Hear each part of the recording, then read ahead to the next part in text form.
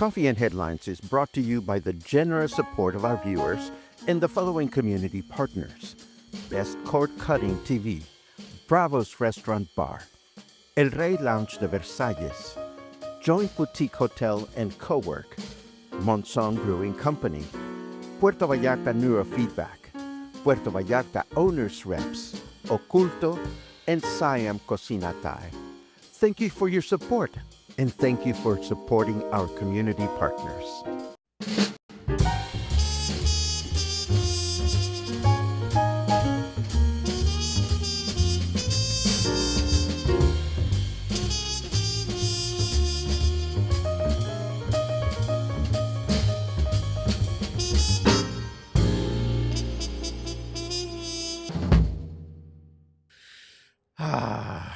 Good.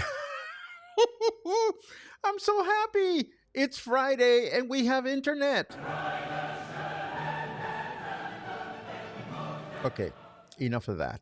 Good morning, everyone. After yesterday's little snafu, everything's back to normal. Today is Friday. It's March 28th. It's almost the end of the month. And we have internet here at Coffee and Headlines headquarters. I'll tell you how it went in the second half of the broadcast, but please know that it's a pleasure to be here connecting with you like we do every day except for Sundays. So I hope you were okay yesterday. I was a little edgy because obviously I couldn't get my work done. I could have gone to the joint, but it was not meant to be. And I was about to head to the joint to broadcast this morning, but then a nice looking technician came. But again, we'll save that for the second half. It is a pleasure to see you. We might as well get started. And we have a bit of news to complete. 2 days ago, I mentioned how a number of offices previously found at City Hall have been relocated to other administrative buildings. What has come to light, at least on the headlines I've found since, is that the intention of the current administration is to use some of the empty space at City Hall as a cultural center. However, there are not specific details on this transformation yet available at this time. We'll, of course, keep you posted as we learn more. And we also told you about one employee, former employee at City Hall, behaving badly. Now it turns out it was two of them. This Thursday, the Puerto Vallarta Control and Oral Court indicted Rafael and Lucio. Both their last names are not included for safety, I suppose. Anyhow, Rafael N. and Lucio N. were indicted for alleged abuse of authority and misuse of powers and authority. One of them is also charged with embezzlement. Both served as senior administrative officers in the previous administration. And the case, of course, relates to the hiring of a person as a lawyer for the city council, despite the fact that this person did not have a professional lawyer's license. Furthermore, she was paid vacation time before it was due, and was given full salary without deductions, despite repeatedly failing to attend. So again, we're not happy to report this kind of stuff, but tómala, we're happy to learn that our current government is taking matters into account and is fixing these anomalies from the past administration. And now we have some good news. Where are the good news? Right here. Why are we not seeing the good news? Hold on just a second. Oh, this is so strange. Let's see. We had that and this. Give me 1 second because I can see my news. Oh, I can see what the problem is. Pay no attention to me. Oh no, my headlines are not showing up. Give me 1 second. Why are my headlines not showing up? There we go. This is very bizarre.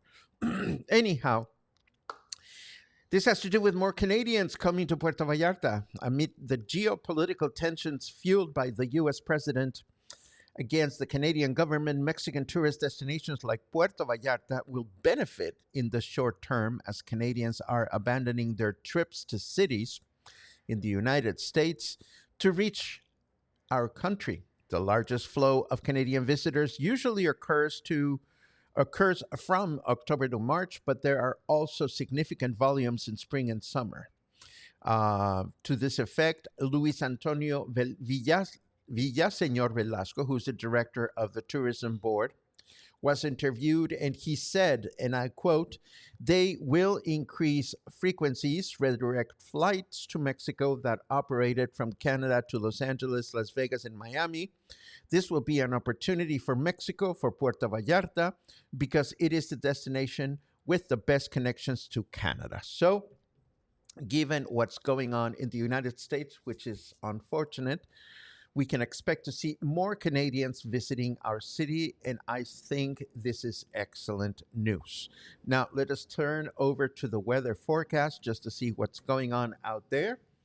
And Snarky Weather says, spring, that time of year when the weather finally gets nice again, but you still stay inside playing video games. Well, it's not video games for me, it is crochet. So guilty as charged. 23 degrees right now. Humidity is at 62%. And our weather forecast says we are going to have clear skies throughout the day with a high of 27 and a low of 14. Then tomorrow, Saturday, we can expect clear skies throughout the day with a high of 27 and a low of 13. And finally, Sunday, mostly clear skies, but a few clouds may be wandering around, a high of 27 and a low of 13. And now, blow by blow. So, I won't keep you, but in case you're curious, boom, boom, boom, boom. So 2 days ago, Telmex was in my building fixing something. Apparently, they broke my connection by mistake. I placed a report yesterday, and this morning, I was all set to go to the joint, and I literally checked my phone to see if I had any messages from Telmex. No messages. I walked one block to the bus stop, and I sat down to wait for my bus, and then I got a message from Telmex saying that technician was on his way. 10 minutes later, he was here, and 15 minutes later, everything was fixed. So I just love it when things work out that way, and this makes me totally, totally happy.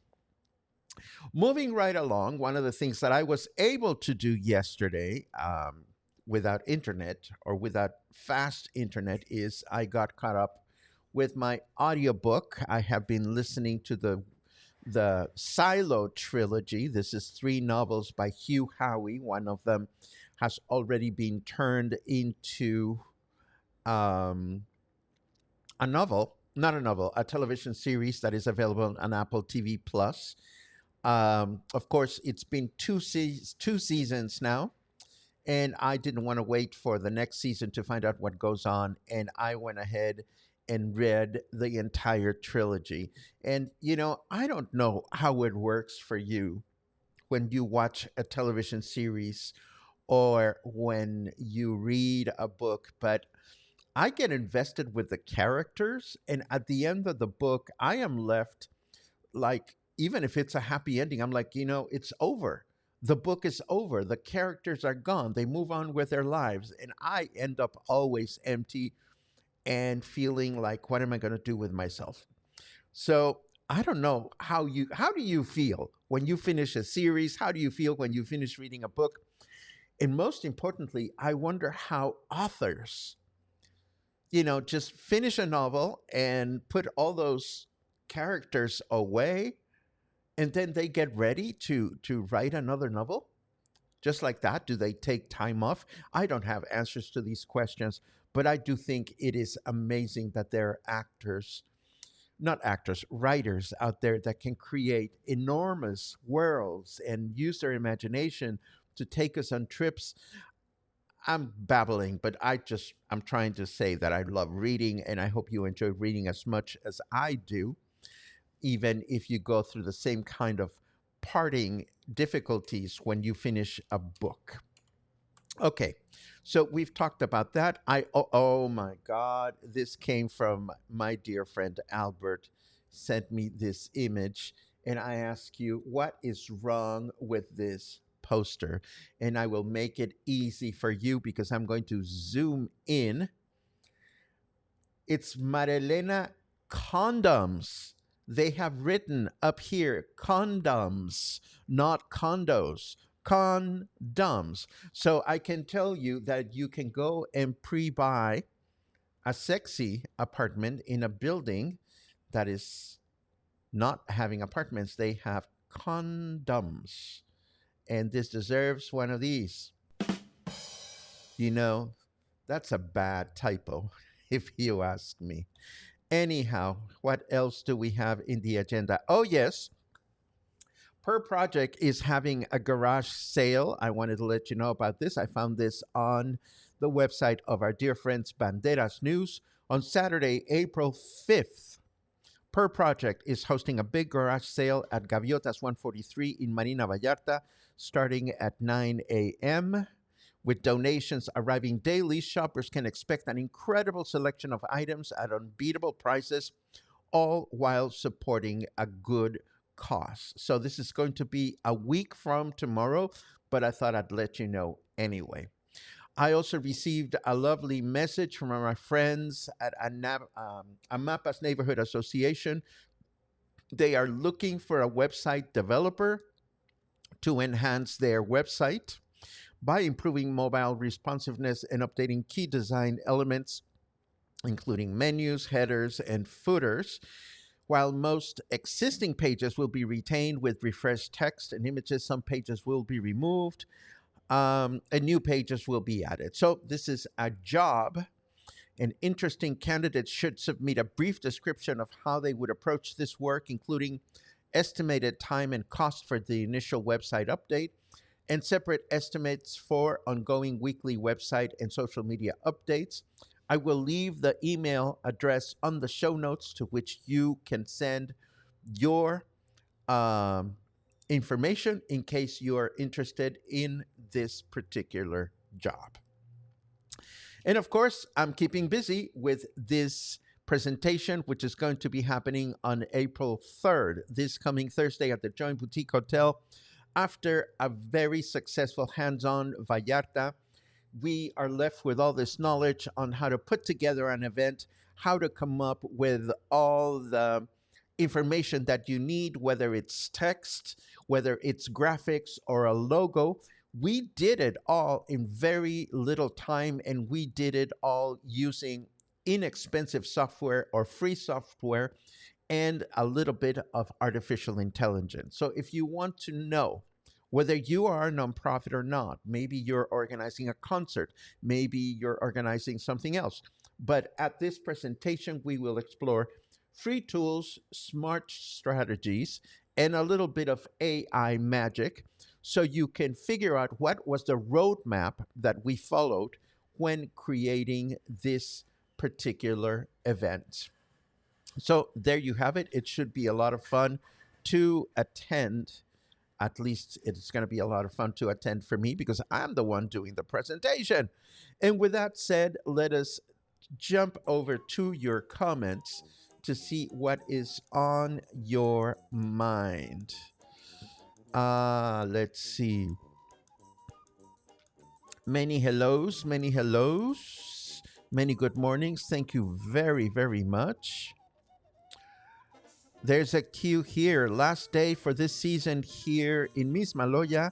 Depart for home tomorrow, returning next December 2nd. Chris, it's always a pleasure to read you, whether you are here or whether you are not here. I wish you safe travels and a safe return to Puerto Vallarta in December. Let's see what else we are looking at. Welcome to all Canadians. Florida and Arizona's loss is our gain. There you go. Paula, I do feel like my life is crumbling when the internet goes out. But you know what? I'm grateful that one of our community partners is the Joint Boutique Hotel because, I will also admit that I get comfortable in my own shoes and I get comfortable working from home. Yesterday, yes, I will admit I could have done a little bit of extra effort and I could have found my way to the Joint to broadcast from there. Today, I was on my way, but still, yes, it does take you out of your routine, but it seems like Telmex is providing better service than last year, so I'm not going to complain. Ba-dum, bum. Let's see. Laura says, love reading. It's wonderful.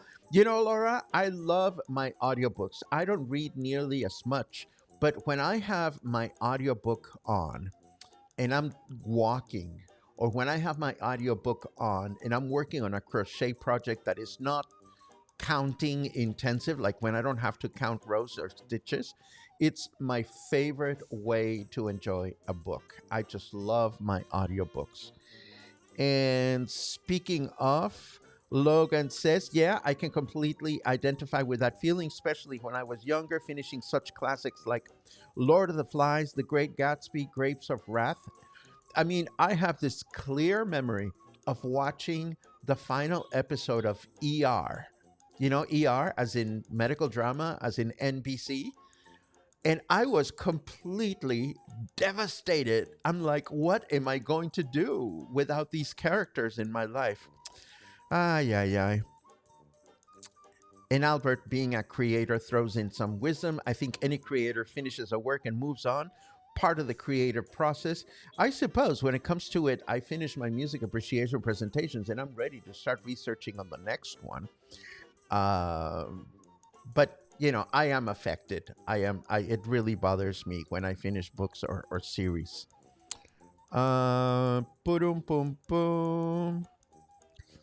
We loved Miss Maloya's go early, bring toilet paper, and enjoy seeing the day's catches. Swimming and food is pretty good. I have been meaning to take the bus to Miss Maloya and on a separate date to take the bus to Boca and just chill and comment and take photos and journal and see what's going on.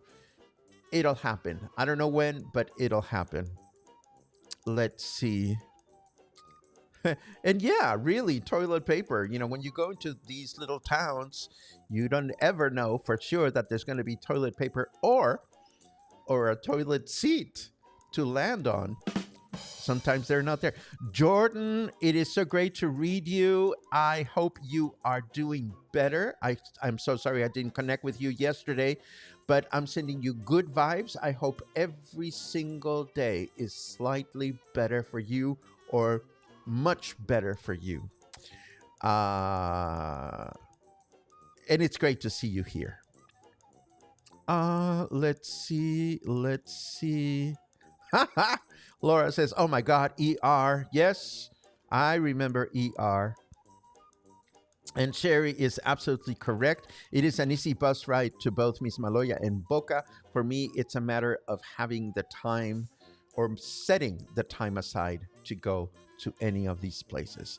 In case you don't know this, I mentioned it briefly a few days ago. Jordan Carnegie, our friend Jordan, is recovering from a very traumatic experience with a dog. And he needs all the love we can send his way. So put aside some good vibes for our favorite Hedwig and the Angry Inch. And let us hope that Jordan will continue with his recovery moving forward. And Paula says, anyone watching The Residence on Netflix? Is that the one where somebody gets killed in the White House? If that's the case, it's on my list. I want to watch that sometime in the near future. Maybe that will help me cure my blues from finishing the Silo series. Anyhow, good vibes to Jordan, good vibes to all of you. Thank you for being here this morning. I'm going to continue catching up with my endeavors at home, and I'm going to wish you an amazing Friday. I'll see you again tomorrow morning as usual. Have a good one.